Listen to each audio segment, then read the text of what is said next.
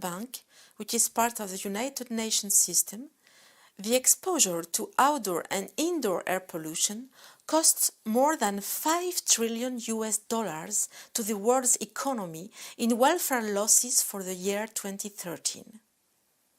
The principal welfare losses stem from premature deaths caused by exposure to air pollutants, namely, in descending order of importance, outdoor fine particles, indoor air pollutants from the use of solid fuels, and ambient ozone. Depending on the world's regions, these losses correspond from 2.2 to 7.5% of the GDP. For the year 2015, a study from the OECD calculated welfare costs with a similar order of magnitude of $3 trillion, corresponding to 6% of the global GDP. In comparison, the three main market impacts of air pollution, namely reduced labor productivity, increased health expenditure, and crop yield losses, accounted only for less than 1% of the global GDP in 2015. 60 compared to the year 2015, the OECD foresees a substantial increase of both costs, from 0.6 to 1.5% of the GDP for market costs, and from 6% to up to 12% of the GDP for non-market costs.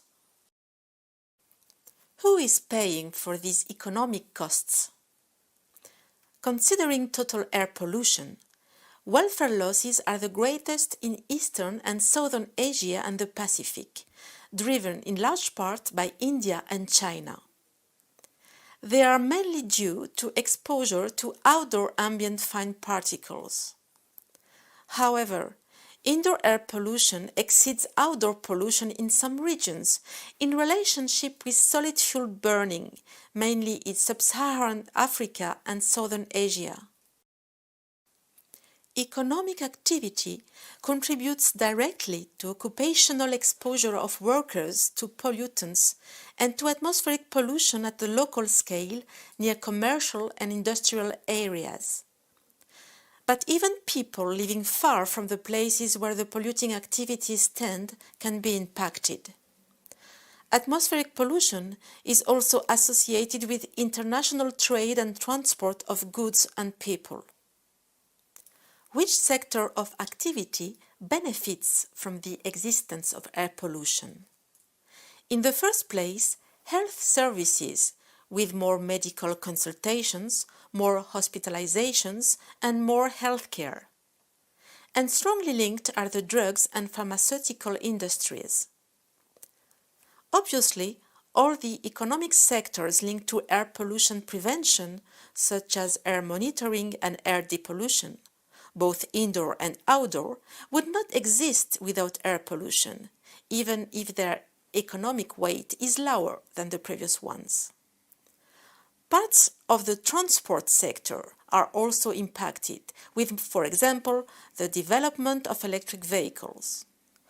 More generally, the mitigation of air pollution, together with the reduction in greenhouse gas emissions, represents for the industry a sector of research and development.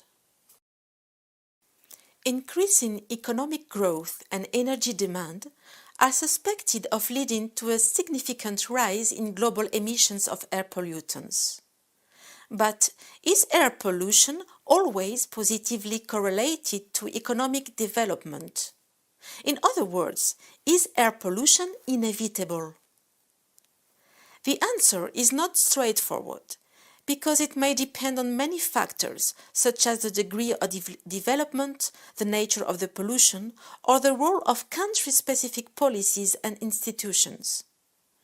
Following the so-called environmental Kuznets curve, the improvement of the standard of living brought by the economic growth may change society's focus from financial interest only to social interest. At this inflection point, when the level of air pollution is at its maximum, emission control and air quality monitoring become important. However, According to the theoretical Kuznets curve applied to air pollution, middle-income countries should be more affected by air pollution than low or high-income countries. But on a global scale, a pollutant like nitrogen dioxide appears to have higher concentrations in highly developed countries, contrary to the prediction. Conversely, on a global scale for PM2.5, middle-income countries are generally more affected by particulate pollution than low or high-income countries, as predicted by the theory, but with many exceptions. Therefore, the relationship between air pollution and economic growth depends on multiple factors currently under study. Avoiding and reducing air pollution would lead undoubtedly to significant benefits to socio-economic welfare. It would also improve the productivity of companies and decrease healthcare costs. Cost-benefit analyses always agree that benefits far exceed air pollution abatement costs. A comprehensive study of the US Environmental Protection Agency concluded that benefits are at least 4 times superior than costs, and thus that air pollution reduction is a very good investment. Aiming at avoiding and reducing air pollution is therefore economically rational. It boosts innovation and encourages the development of a greener economy based on renewable energies. What's more, the services that natural ecosystems provide for free, such as clean air, are genuinely priceless.